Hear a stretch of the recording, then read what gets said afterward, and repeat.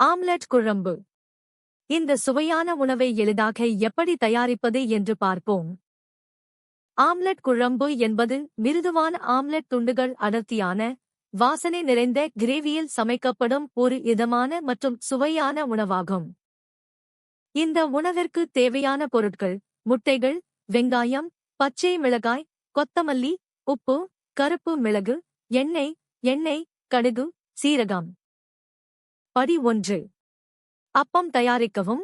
ஒரு கிண்ணத்தில் முட்டைகள், பொடியாக நறுக்கிய வெங்காயம், பச்சை மிளகாய், கொத்தமல்லி, உப்பு மற்றும் கருப்பு மிளகு சேர்த்து நன்றாக அடித்து கலக்கவும்.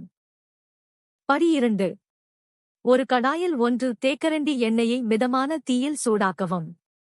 மெல்லிய ஆம்லெட் செய்ய முட்டை கலவையை ஒரு பகுதியை ஊற்றவும். இருபுறமும் சமைத்து சிறிது பழுப்பு நிறமாகும் வரை சமைக்கவும். மேலும் ஆம்லெட்டுகள் செய்ய மீதமுள்ள முட்டை கலவையுடன் இதை மீண்டும் செய்யவும். படி 3. ஆம்லெட்டை வேண்டிய வடிவங்களில் சதுரம் அல்லது முக்கோணம் வெட்டவும். படி 4. கறி தயாரித்தல். மீதமுள்ள எண்ணெயை ஒரு கடாயில் மிதமான தீயில் சூடாக்கவும்.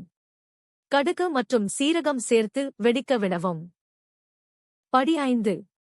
கறிவேப்பிலை மற்றும் பொடியாக நறுக்கிய வெங்காயத்தை சேர்க்கவும். வெங்காயம் பொன்னிறமாகும் வரை வதக்கவும். படி 6. இஞ்சி பூண்டு விழுது சேர்த்து அதன் பச்சை வாசனை போகும் வரை 1 நிமிடம் வதக்கவும். படி 7.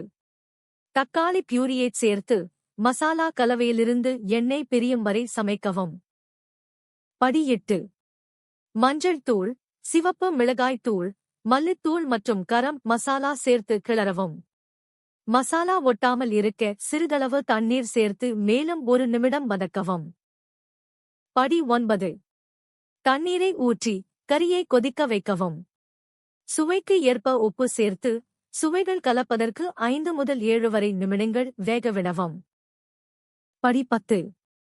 சிறிது சிறிதாக நறுக்கிய ஆம்லெட் துண்டுகளை கொதிக்கும் குழம்பில் மெதுவாகச் சேர்க்கவும். ஆம்லெட் உடைவதைத் தவிர்க்க மிக வேகமாக கிளற வேண்டாம். படி 11. பானையை மூடி 2 முதல் 3 வரை நிமிடங்கள் குறைந்த தீயில் வேகவிடவும். ஆம்லெட் சுவைகளை உறிஞ்ச அனுமதிக்கவும். படி 12. நறுக்கிய மல்லி தழைகளைத் தூவி சூடாக பரிமாறவும். அவ்வளவுதான்.